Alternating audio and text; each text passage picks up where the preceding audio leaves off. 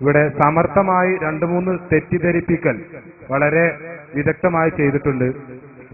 ആദ്യമായി കൊണ്ട് ജക്കരിയ സ്വലാഹിയുടെ ഒരു തെറ്റിദ്ധരിപ്പിക്കൽ നടന്നിട്ടുണ്ട്. അതുപോലെ തെറ്റിദ്ധരിപ്പിക്കൽ തന്നെയാണ്, ഞാൻ തെറ്റിദ്ധരിപ്പിച്ചല്ല. ഞങ്ങൾ വായിച്ച ഹദീസ് എന്റെ സുഹൃത്ത് വായിച്ചു. ഇവിടെ നസായിൽ നിന്നുള്ള ഹദീസാണ് വായിച്ചത്.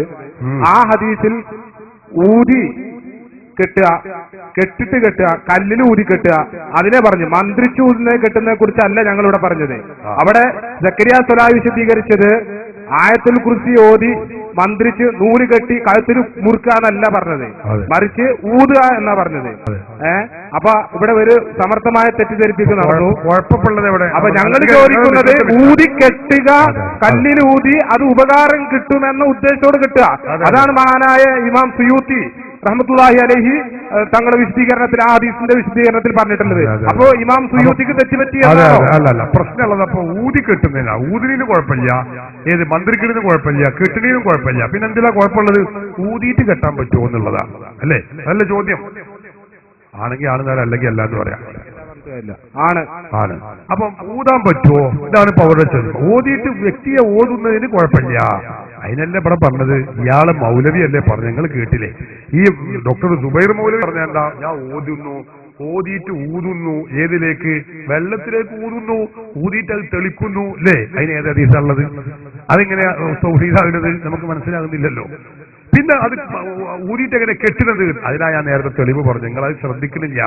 അബ്ദുല്ലാഹിബിൻ അംർ റളിയല്ലാഹു അൻഹു, അബ്ദുല്ലാഹിബിൻ ഉമർ റളിയല്ലാഹു അൻഹു അവരുടെ കുട്ടികളുടെയൊക്കെ കയ്യിൽ മുസന്നഫ് ഇബ്നു അബീ ശൈബയിൽ അബ്ദുർ റസാഖിലും കാണാം റഅയ്തു ഫീ അഉദി ഉബൈദില്ലാഹി ബിൻ അബ്ദുല്ലാഹി ബിൻ ഉമർ എന്ന അബ്ദുല്ലാഹി ഇബ്നു ഉമറിന്റെ മകനായ ഉബൈദുല്ലാഹിയുടെ കയ്യിലായിരുന്നു ഇതേമാതിരി ഏലസ് കെട്ടിയിട്ട് നമ്മളീ കെട്ടിനെ കെട്ട്.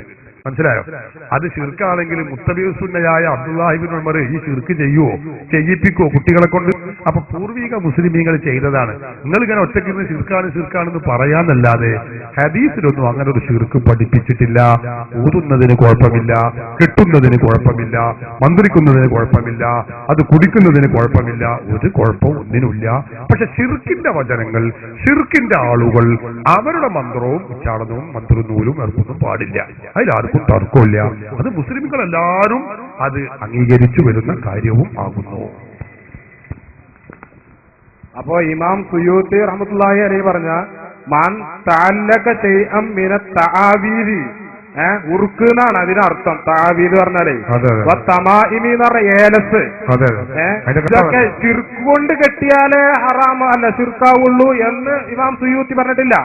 ഈ വിശദീകരണം, ഈ ഹദീസിന്റെ വിശദീകരണം പറഞ്ഞേ അത് എവിടെയും ശിർക്കാണ്, ശിർക്കിയായ കെട്ടലും ഉറുക്കാണ്. നിങ്ങൾ പറയണ്ട, എനിക്ക് ഞാൻ മറുപടി പറയാം.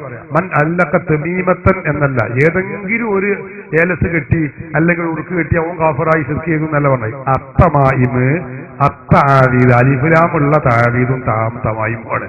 അത് അലിഫിലാമ് അഹദിന്റെ അലിഫിലാമ്. നിങ്ങൾക്ക് എന്താ അഹദിന്റെ അലിഫിലാമല്ലേ? അത് തിരികെ പിന്നെ ആള് മുജാഹിദാവോ? അപ്പൊ ഇരിക്കട്ടെ, അത് അഹദിന്റെ അലിഫിലാമാണ്. അത്തമായിമ് അത്താവീദാണ്. ആ പറയപ്പെട്ട ഷിർക്കിന്റെ കുഫറിന്റെ തമായിമിനെ കുറിച്ചാണ് പറയുന്നത്. അത് പാടില്ല എന്നാണ്. എന്തുകൊണ്ട്? ഇതേ ഹാഫിദ് ജലാലുദ്ദീൻ സയൂത്തി റഹിമഹുള്ള തന്റെ ഹാവീറുൽ ഫതാവ എന്ന ഗ്രന്ഥത്തിൽ ഇവിടെ ഗ്രന്ഥമുണ്ട്. അതിൽ പറഞ്ഞത് കാണും മന്ത്രവും മേലസും അത് തെളിയിച്ചുകൊണ്ട് അതിന് ഗ്രന്ഥം എഴുതിയ ആളാണ്. അതുകൊണ്ട് തന്നെ ആ പറഞ്ഞത് ഷിർക്കിന്റേതാണ്, പാടുണ്ട്, അനുവദനീയമാണ് എന്ന് പറഞ്ഞത് ഖുർആൻ സുന്നത്ത് അസ്മാഇന്റെ ആ പരിപാടികളെ കുറിച്ചും ആണ് എന്ന് മനസ്സിലാക്കണം.